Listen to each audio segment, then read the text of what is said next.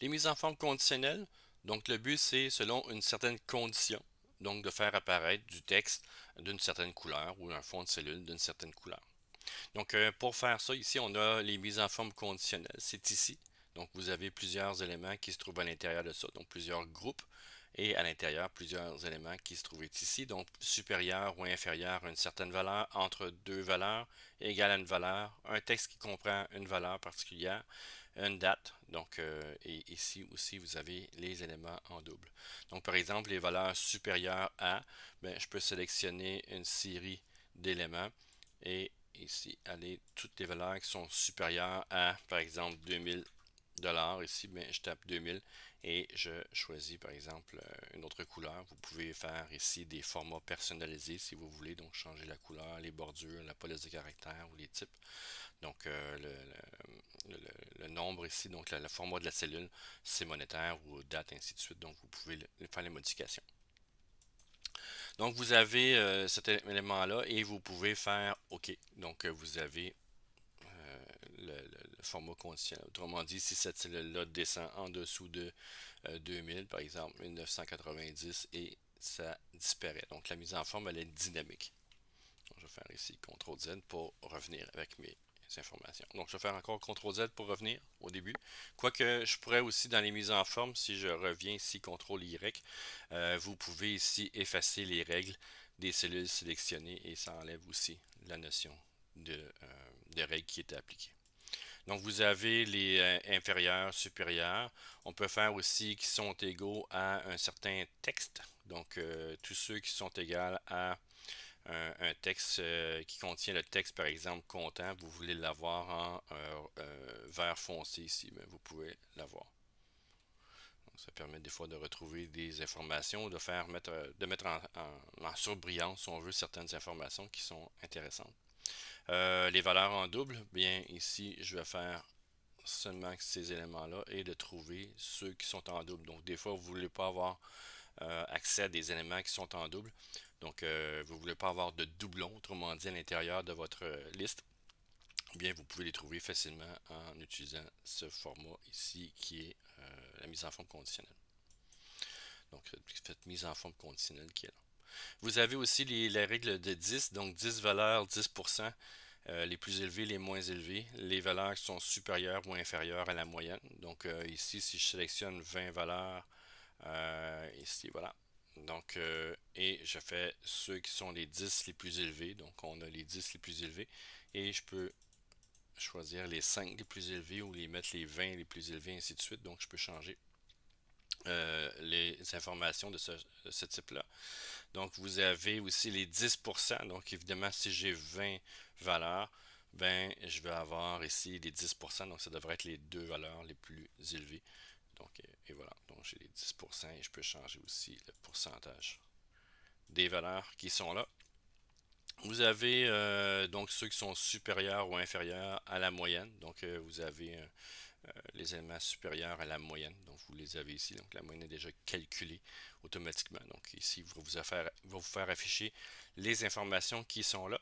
Et vous avez d'autres types de mise en forme conditionnelle par rapport à des barres de données. Donc, ici, si vous voulez représenter des barres à l'intérieur de vos cellules de nombre, ici, par exemple, monétaire, bien, vous allez avoir accès à, je vais juste le faire appliquer, vous avez accès, par exemple, 2502, bien, c'est à peu près la moitié, surtout ceux qui sont répertoriés. Donc, tous ceux que j'ai utilisés ici, bien, tout dépendant de la valeur maximum et valeur minimum que je peux avoir dans la cellule, bien, il va mettre une barre.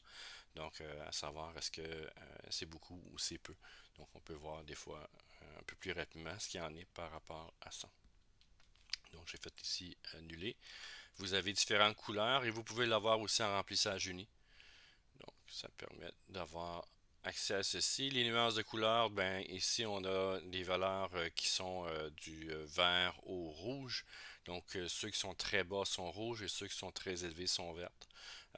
Donc les cellules là, ici, donc on peut faire avoir accès à différents types de couleurs et vous pouvez, si vous le voulez, donc en cliquant sur cette règle-là, de venir ici, soit effacer évidemment, de gérer les règles et de venir ici modifier la règle pour dire comment vous voulez que les couleurs apparaissent. Donc ici, est-ce que vous voulez avoir une échelle à 3 couleurs, une barre de données, des jeux d'icônes, des échelles, bon, je vais revenir ici à 2 couleurs. Ici, c'est 3 couleurs, ici, c'est 2 couleurs. Donc on a une rampe de couleurs ici.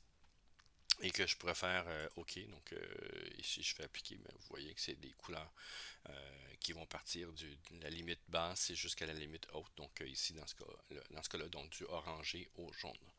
Donc vous pouvez faire beaucoup de modifications ici. Donc je ne vais pas toutes les énumérer, mais vous avez beaucoup de modifications qui sont là.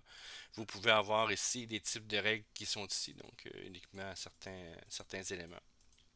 Donc, mise en forme, une mise en valeur au-dessus de la moyenne, ainsi de suite. Donc, vous pouvez retravailler ces informations-là. Et moi, je vais revenir ici à mes 3 couleurs. Et je peux dire ici, ben, eux, c'est par rapport à la valeur la plus inférieure et la valeur supérieure. Mais si la valeur supérieure ici, moi, c'est pas la valeur supérieure que je vais avoir là. Par exemple, moi, si je pense que ça va jusqu'à 10 000 ben, je peux ici faire une modification de, euh, de ceci. Donc, je pourrais mettre un nombre ici aussi. Le jaune, ben, c'est ceux qui sont 5000 par exemple. Et la valeur ici, c'est un nombre que je veux rentrer, donc c'est 0. Et la valeur supérieure ici, ça va être un nombre et que je veux rentrer, par exemple, de 10 000 Et si je fais OK ici et je fais appliquer, ben, on a les couleurs qui se sont appliquées. Et comme j'ai rien de 10 000 j'ai rien en vert, donc tout reste dans le jaune et dans le rouge. Et si je veux faire la remodification, donc ici, ben, je vais avoir environ 2500 pour la demi, de 5000 ici, ben, ça change les couleurs. Donc, vous pouvez retravailler une règle, vous pouvez faire une nouvelle règle, donc combiner plusieurs règles aussi là-dedans, ou supprimer la règle ou dupliquer. Donc, vous pouvez travailler avec ceci. Vous avez aussi la notion des jeux d'icônes. Donc, là, bon, les nuances de couleurs, on l'a vu. Les jeux d'icônes, des fois, c'est peut-être intéressant pour avoir un pourcentage qui augmente ou qui descend. Donc, dans ce cas ici, ça donne pas grand-chose. Là, c'est des éléments monétaires, mais vous avez des flèches qui vont vers le haut en vert qui, lorsque c'est élevé, vers le bas en jaune lorsque c'est la limite inférieure, là, sans tomber dans le rouge. Donc, vous avez certains éléments. Je vais juste montrer ici 1766, c'est en jaune vers le bas. Et vous avez le jaune vers le haut, donc 3311. Et vous avez quelque chose de très rouge vers le bas, donc 374. Ça vous donne des fois une idée de l'évolution de, de certains montants ou de certains pourcentages. Donc, dans ce cas ici, il y a 4 formats d'icônes, donc soit la verte vers le haut. Après ça, ils vont faire la jaune vers le haut, la jaune vers le bas et la rouge complètement vers le bas. Donc, vous avez accès à ces icônes-là. Il y en a plusieurs autres aussi. Et vous pouvez gérer vos propres icônes aussi là-dedans. Donc, savoir est-ce que c'est vert, est-ce que c'est rouge, les indicateurs, ainsi de suite. Donc, vous pouvez retravailler. La règle, par exemple, ici, si je veux avoir ces informations-là, je peux aller dans la notion de gérer les règles ici et de modifier et de retravailler les icônes si c'est plus grand, plus petit, ainsi de suite. Donc, vous pouvez retravailler ces icônes-là. Donc, c'est la mise en forme conditionnelle. Donc, c'est la manière que ça fonctionne.